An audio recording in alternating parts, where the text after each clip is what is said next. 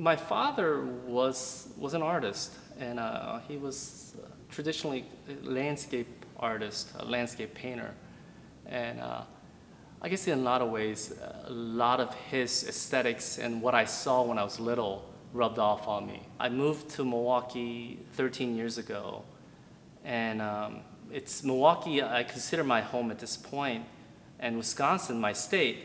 But at the same time, I think it helps me to go outside of Wisconsin to better contextualize where I'm at currently. So in a lot of ways, we could say that this is about stories that's rooted in foreign countries, but it is about where I'm at and how I see things currently.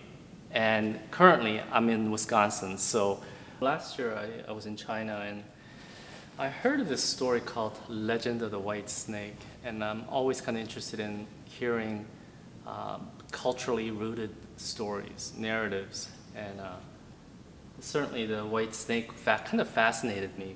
The story is about this white snake, an immortal, a goddess in a way, who turned into a human form, a beautiful woman, and she falls in love with a mortal.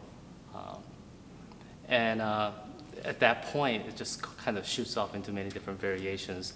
And it's kind of a ridiculous story. And you know, just to think about fables in general, it is about fantasy. It is about something that's incredible that we romantically wish for in many ways.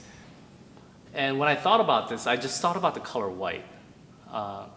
Then at that point, I just started to play around with a lot of different materials and forms. And you know, one day I was shopping at Home Depot and saw these white PVC pipes and decided, hey, it's white.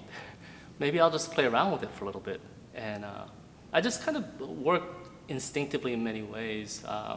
There's an inspiration of the story, but at the same time, I'm somewhat of a formalist in visual language. And I wanted to create something that's kind of crazy in nature, almost like the story in a way. But and I just went to town with this material, and it just kept getting bigger and bigger and bigger. I tend to create in black and white. And I'm still trying to figure that out, why it's the kind of a gray scale that I'm kind of bound to with my forms. Maybe it's just the neutrality of it. It doesn't conjure anything that's emotional per se, because I consider myself an analysis. You know, I analyze certain things in a fairly kind of a objective way, but I also bring in something that's very personal. So it's conflicting in many ways, but at the same time, this neutrality, the lack of color, I think adds to perhaps the kind of empathetic quality of the form. There's definitely physical rigor, and I don't know why I do it.